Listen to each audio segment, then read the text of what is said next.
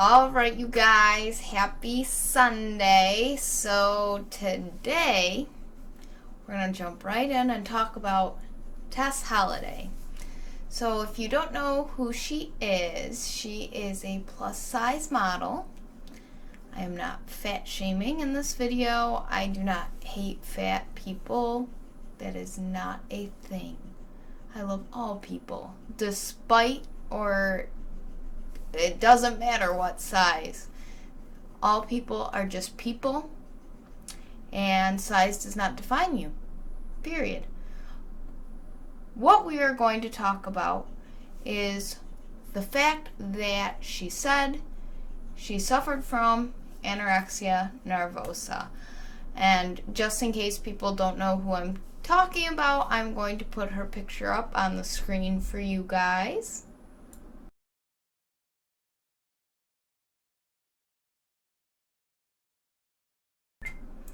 Alright, so that's Tess Holiday.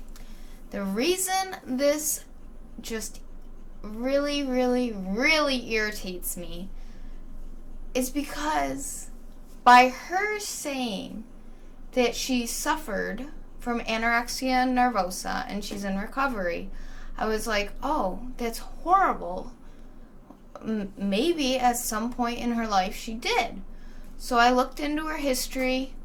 At no point in her life was Tess Holiday below a BMI of 18, dealing with restrictive eating habits, from what I understand from her history.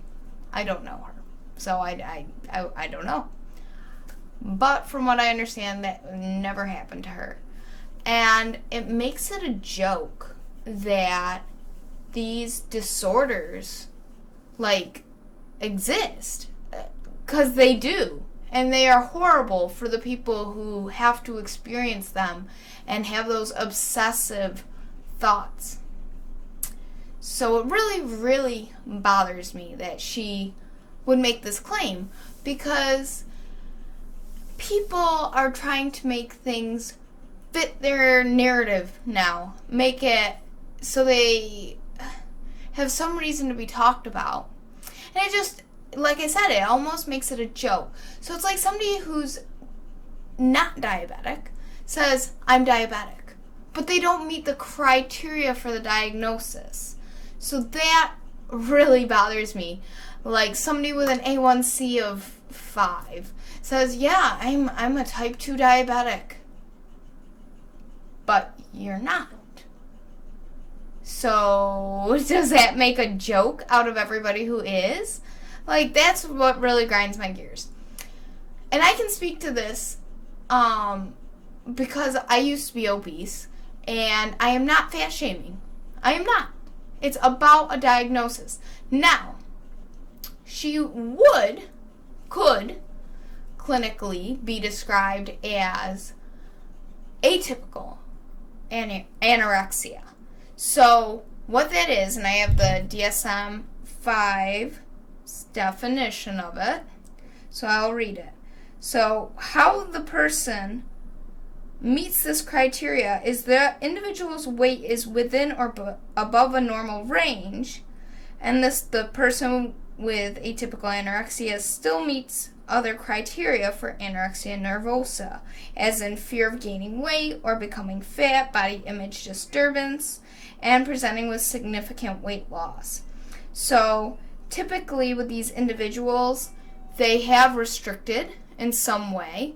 For her, it sounds like she did. She ate maybe one meal a day, tried to restrict her intake in a non-sustainable way to create some weight loss, and I guess she was very obsessive and unhappy about it. So, yeah, I don't know how long that period of time was. I'm not going to say she's a liar. Maybe she does meet the diagnosis for atypical anorexia. Okay. Where I'm going to lead with this video is I'm all about body positivity and loving yourself, no matter where you're at. Because any type of change or anything you're doing for your health should come from a place of love. It shouldn't be because you hate yourself and you're breaking yourself down. You should love yourself enough to live longer, to do something to better your health. It's a free country. It's a wonderful place where you can do whatever you like with your own body and be an individual, and that's fantastic. It really is. I encourage you, though, if you are obese or you are overweight, your all-cause mortality is higher, as in you are more likely to die than somebody who is of a normal weight. This is statistically shown. This is something that's been researched and studied. So you should love yourself enough to want to live longer, to have a better quality of life, less joint pain, less likelihood of diabetes, less likelihood of cardiovascular disease. So that is truly why I encourage people. And yes, I work in bariatric surgery. I help people become healthier, to live longer, to have better quality of life. So although I do believe you should love yourself, and what is on the outside does not necessarily define what's on the inside. Self-worth is internal. I do believe that you should be trying to make yourself healthier than you would be if you just were like, yes, this is me. I'm going to continue eating a surplus of calories, putting excess weight on my joints, on my heart, things like that.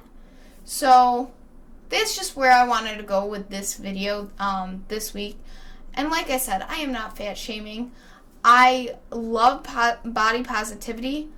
Normalizing obesity, I was not really for, because I do believe we should encourage people to better their health and decrease their likelihood for cardiovascular disease and things like that. And like I said, this is coming from somebody who used to be obese.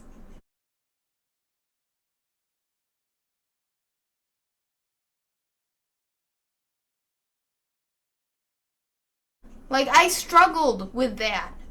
I struggled with binge-eating behaviors. I struggled with emotional eating. You need to come at it from a place of love to actually create a nice, sustainable change to your lifestyle and behaviors. And from what I was reading of Tess Holiday, as of now, she's eating regular meals at regular meal times, and she's doing Pilates. That's amazing. That is a beautiful thing. She's enjoying her movement. It sounds like she's eating these regular meals.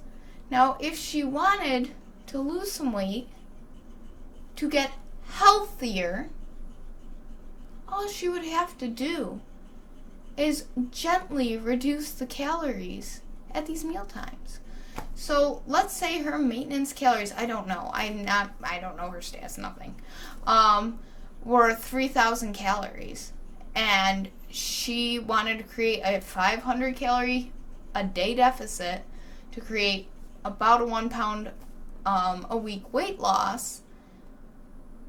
She could literally cut her meals, and it would be more than 500 calories if she's eating 3 meals a day and 2 snacks,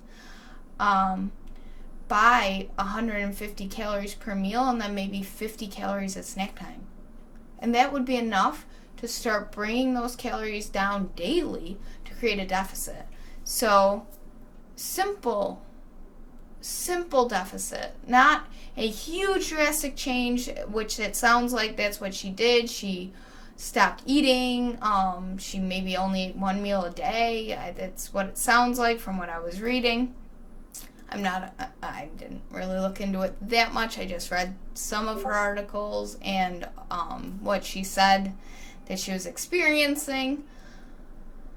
So yeah, if you want to become healthier and it's coming from a place of love, you want to lose weight so that you can possibly live longer, which is something I would encourage all individuals to do, then creating a sustainable, easy deficit is what I would recommend to do it.